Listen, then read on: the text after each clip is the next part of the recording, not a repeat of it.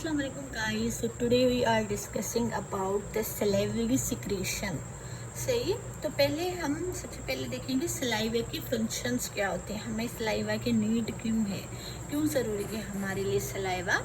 ठीक है, तो उसका जो फंक्शन है पहला तो ये है कि हमारे माउथ में जैसे ही फूड इंटर होता है, ठीक है, तो उसमें जो स्टार्च होता है, जो कार्बोहाइड्रेट होता है, ये जो फैट्स होते हैं उस फूड में, ठीक है, तो उसको जो है बेसिकली फर्स्टली उसकी डाइजेशन हमारे माउथ से ही शुरू हो जाती है, वो भी बिकॉज ऑफ द सलाइवा। क्यों? क्योंकि इसमें टू टाइप्स के एंजाइम्स होते हैं। First one is the alpha amylase which digest the starch, initially digestion of the starch. तो ये कम्प्लीटली डाइजेस्ट नहीं कर देता स्टार्च को, ठीक है, स्टार्च को बल्कि थोड़ा बहुत डाइजेस्ट करता है। बाकी जो जिस प्रोडक्ट्स में फिर वो स्टार्च टूट जाएगा, क्योंकि स्टार्च जो है वो पॉलीसेक्राइड है और हमें फिर या तो डाइसेक्राइड मिलेंगे इसमें से या तो फिर मोनोसेक्राइड मिलेंगे, ठीक है। तो बेसिकली ये स्टार्च को डाइजेस्ट करते हैं इनटू द डाइसेक्राइड, जो फिर फर्दर जाके हमारे इंटेस्टाइन में मोनोसेक्राइड्स में कन्वर्ट हो जाते हैं। और दूसरा होता है फैट की डाइजेशन। फैट भी जो टैग्स के फॉर्म में हो, जैसे हम जो हमारा डाइटरी फैट होता है, ठीक है, अब वो किससे डाइजेस्ट होगा? वो by the lingual lipase. Lingual क्योंकि वो जो है वो हमारी टंग से निकल रहा है एंजाइम, तो इसी वजह से इसका नाम जो है वो लिंगुअल लाइपेज रखा गया है, ठीक है। ये लाइपेज है तो ये फैट्स को डाइजेस्ट करेगा। उसकी ये तो एक फंक्शन हो गया सलाइवा के कि ये इनिशियल डाइजेशन करवा रहा है, यानी कि डाइजेशन हमारे माउथ से ही शुरू हो रही है।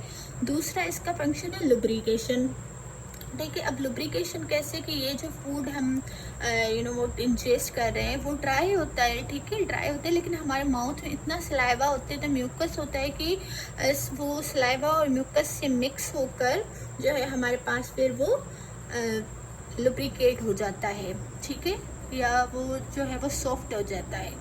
फिर दूसरा आ जाता है protection of the mouth. Protection कैसे करवाते हैं? या इसोफिगस की भी प्रोटेक्शन करवाते हैं।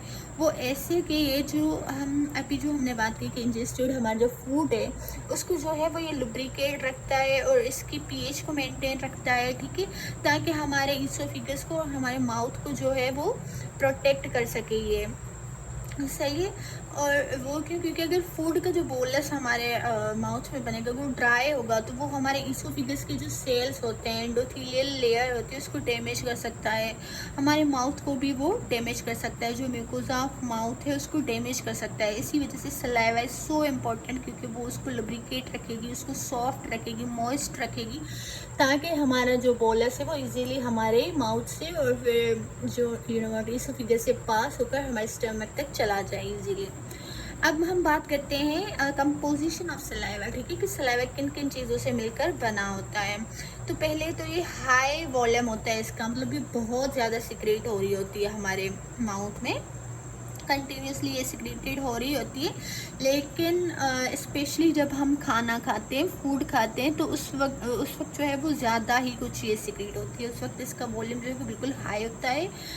अल्दो इसके जो सलाइवरी ग्लैंड्स हैं हमारे, जो सलाइवा सिक्रीट करते हैं, वो बहुत ही स्मॉल है, लेकिन फिर भी सलाइवा का जो वॉल्यूम है वो हाई होता है। उसके अलावा इसमें क्या होता है? इसमें होता है high potassium as compare to हमारे प्लाज्मा, ठीक है। हमारे प्लाज्मा में पोटेशियम की लेवल इतनी ज़्यादा नहीं होती, लेकिन अगर सलाइवा से हम प्लाज्मा को कंपेयर करें तो उसमें हाई पोटेशियम होता है और बाइकार्बोनेट की कंसनट्रेशन भी हाई होती है, लेकिन सोडियम एंड क्लोराइड की कंसनट्रेशन जो है वो लो होती है एज़ कम्पेयर टू प्लाज्मा।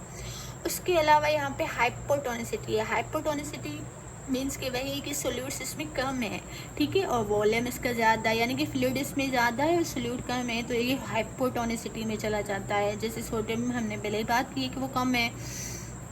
उसके अलावा प्रेजेंस ऑफ अल्फा माइलेज और ये सारे एंजाइम्स भी होते हैं, लिंगुअल लाइपेज एंड कैल्क्रीन, ठीक है। तो ये सारी हमारी हो गई सलाइवा की सिक्रेशन। अब जो सलाइवा की सिक्रेशन होती है वो बेसिकली कैसे होती है हम वो डिस्कस करेंगे। अब इसके ना फ्लो रेट्स होते हैं कि सलाइवा का flow rate at the lowest flow rate पे सलाइवा कैसी होती है और at the highest flow rate पे सलाइवा कैसी होती है। ठीक है, उससे पहले हम डिस्कस कर लेते हैं कि कौन कौन से फैक्टर्स होते हैं जो सलाइवा को डिक्रीज़ करवाते हैं या इंक्रीज़ करवाते हैं।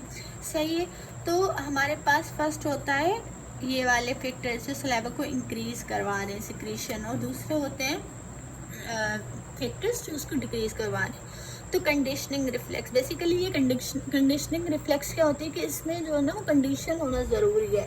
लाइक हमारे माउथ में कुछ चीज़ होनी चाहिए, लाइक अगर ये पेन अभी मैं अपने माउथ में रखूँगी तो अचानक से सलाइवा सिक्रीशन इंक्रीज हो जाएगी, या अगर हम किसी डेंटिस्ट के पास जाते हैं तो वो जो भी इंस्ट्रूमेंट हमारे माउथ के लिए यूज़ करता है तो इसकी वजह से सलाइवा इंक्रीज हो जाती है। तो इसमें कंडीशनिंग में क्या होता है कि कोई ना कोई कंडीशन होना ज़रूरी है, यानी कि कोई ना कोई चीज़ हमारे माउथ पे होना ज़रूरी है, भले वो फूड भी हो सकता है। ठीक है, उसके बाद होते हैं non conditioning factors like food.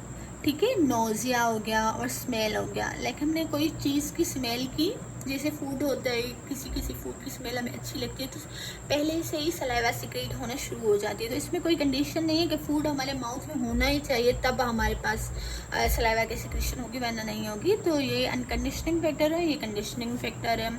और दूसरा, तो इसकी वजह से ना जो है वो सलाइवा की सिक्रेशन इंक्रीज़ होगी। ठीक है, इंक्रीज़ होती है इसकी वजह से।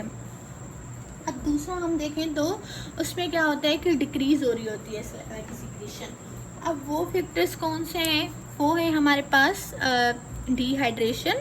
ठीक है, डिहाइड्रेशन में जो है वो सलाइवा की सिक्रेशन डिक्रीज़ हो जाती है, यानी कि हमने बहुत देर से पानी वगैरह नहीं पिया तो हमारी सलाइवा ये जैसे फास्टिंग कंडीशंस में होता है। ठीक है, फिर दूसरा तो फियर, स्लीप। ठीक है, नींद में हम तो सलाइवा की सिक्रेशन उतनी ज़्यादा नहीं होती। और दूसरा एंटी कोलिनर्जिक ड्रग्स। तो सबसे बड़े जो दो फैक्टर्स हैं सलाइवा की सिक्रेशन के लिए वो है पैरासिम्पैथेटिक नर्वस सिस्टम और सिंपैथेटिक नर्वस सिस्टम। अब ये दोनों में सिक्रेट हो रही होती है। ठीक है, ऐसा होता है ना कि हमारे बॉडी में सिस्टम्स होते हैं कि एक को ये दोनों एंटागोनिस्ट करते हैं एक दूसरे को, यानी कि अपोज करते हैं इनका एक्शन के। पैरासिम्पैथेटिक एक चीज़ को इंक्रीज़ करता है तो सिंपैथेटिक उसको डिक्रीज़ करता है, सिंपैथेटिक एक को इंक्रीज़ करता है तो पैरासिम्पैथेटिक उसको डिक्रीज़ करता है। लेकिन यहाँ पे दोनों का फंक्शन सेम है, दोनों ही सलाइवा की सिक्रेशन को इंक्रीज़ कर रहे होते हैं। ठीक है, लेकिन फ़र्क सिर्फ इतना होता है कि अगर पैरासिम्पैथेटिक हमारा जो नर्वस सिस्टम है वो स्टिमुलेट होगा तो जो हमारी सलाइवा सिक्रीट होगी वो ज़्यादा जो है वो उसका वॉल्यूम ज़्यादा होगा और वो ज़्यादा थिन होगी। ठीक है, लेकिन अगर सिंपैथेटिक की स्टिमुलेशन की वजह से जो है एक तो सलाइवा जो है वो कम सिक्रीट होगी और दूसरा वो थिक होगी, बहुत म्यूकस की तरह।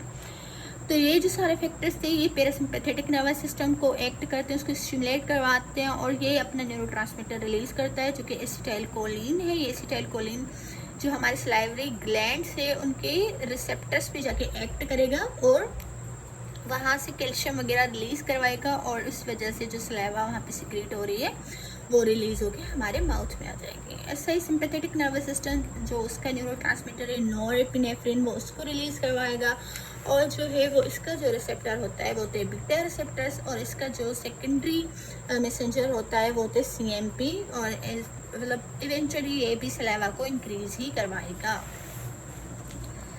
अब हम बात करते हैं कि इसकी सिक्रीशन बेसिकली कैसे हो रही होती है। तो जो सलाइवा होती है ना हमारे पास, इसकी जो फॉर्मेशन होती है फर्स्ट ऑफ ऑल तो 3 ग्लैंड्स होते हैं हमारे माउथ के अराउंड जो कि हमारे पास सलाइवा सिक्रीट कर रहे होते हैं। एक होते हैं parotid gland, submandibular gland and sublingual gland. ठीक है, अब ये तीनों ग्लैंड्स जो हैं इनका स्ट्रक्चर सेम ही है। ठीक है, तो अगर हम एक ग्लैंड को डिस्कस करेंगे इसका मतलब तीनों ग्लैंड्स उसी में आ गए।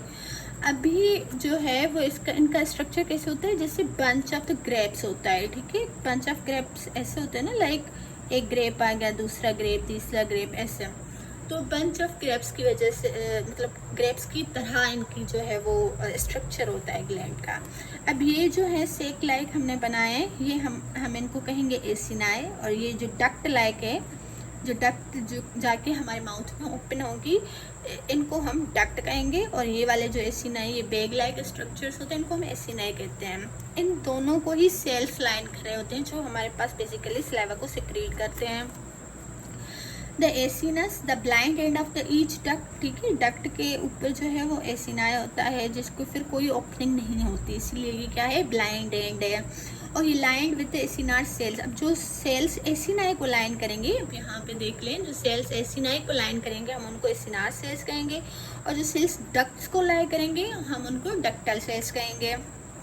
अभी जो इनिशियल सलाइवा हमारी सिक्रीट होती है, जैसे किसी भी फैक्टर की वजह से, जो अभी हमने फैक्टर्स डिस्क्राइब किए, अगर उनकी वजह से हमारे पास जो है वो सलाइवा सिक्रीट हो रही है, तो क्या होगा कि पहले एसिनार सेल से सलाइवा सिक्रीट होगी, फिर वो जब फ्लो करके डक्टल सेल्स में आएगी तो यहाँ पे सलाइवा की सिक्रेशन नहीं होगी, सिर्फ उसकी मॉडिफिकेशन होगी।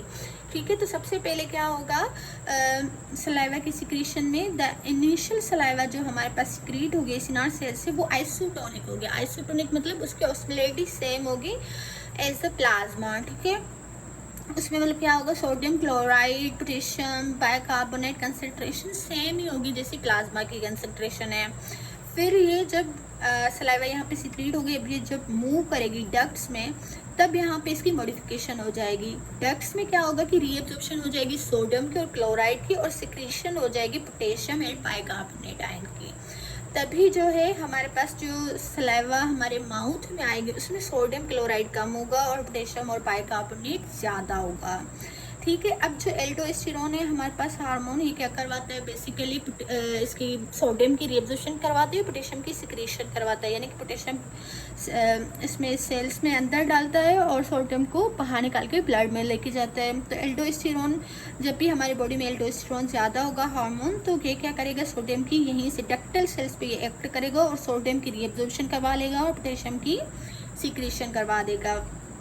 ठीक है, और सलाइवा इसी वजह से हाइपोटोनिक हो जाएगी। ठीक है, क्योंकि उसमें से सोडियम चला गया, क्लोराइड चला गया, और रहा क्या, पोटेशियम, बाइकार्बोनेट और बहुत सारा फ्लूइड। ठीक है, अब जो है वो सलाइवा की जो कंपोजिशन पे इफेक्ट करता है ना, वो उसको फ्लो रेट इफेक्ट करता है। ठीक है, कि वो कैसे, मतलब ज़्यादा फ्लो हो रही है, हाईएस्ट फ्लो रेट है तो सलाइवा की सिक्रीशन कैसी होगी, और अगर लोवेस्ट फ्लो रेट है तो सलाइवा की सिक्रीशन में क्या होगा। अगर हाईएस्ट फ्लो रेट है तो सलाइवा की जो हमारे पास जो सलाइवा सिक्रीट होगी उसकी कंपोजिशन सेम होगी, यानी कि सलाइवा आइसोटोनिक होगी एज अ प्लाज्मा। वो क्यों होगी, क्योंकि जल्दी जल्दी सलाइवा यहाँ से सिक्रीट हो रही है और डक्टल सेल से वापस हमारे माउथ में जा रही है, तो इतना टाइम नहीं मिल रहा उसको, मतलब डक्टल सेल्स को, कि वो सोडियम को रीअब्जॉर्ब कर सकें और पोटेशियम को सिक्रीट कर सकें। तो ये सारी सेम होती है, यानी कि उसमें सोडियम पोटेशियम वैसा ही होगा जैसा हमारा प्लाज्मा में होता है। लेकिन अगर सलाइवा का फ्लो रेट कम है तो उसमें क्या होगा, उसमें सोडियम कम होगा और पोटेशियम ज़्यादा होगा। वो क्यों, क्योंकि उसको टाइम मिल जाएगा डक्टल सेल्स को सलाइवा से सोडियम को रीअब्जॉर्ब करने की और पोटेशियम उसमें सिक्रीट करने की। ठीक है, अब हम बात कर लेते हैं सलाइवा की रेगुलेशन का। ठीक है, जैसे हमने बात कर दी कि दो इफेक्टर होते हैं, पैरासिम्पैथेटिक और सिम्पैथेटिक नर्वस सिस्टम। उसके अलावा जो पैरासिम्पैथेटिक नर्वस सिस्टम है वो एक्ट करता है हमारे दो नर्व्स के थ्रू, क्रेनियल नर्व्स के through, 7th cranial nerve and 9th cranial nerve. ठीक है, यही बात थी। और अब जो है वो हम, हाँ जी, तो ये आज का हमारा लेक्चर था सलाइवा सिक्रीशन का। अगर आपको लेक्चर अच्छा लगा हो तो प्लीज़ चैनल को सब्सक्राइब करें, लाइक करें। अल्लाह हाफिज़।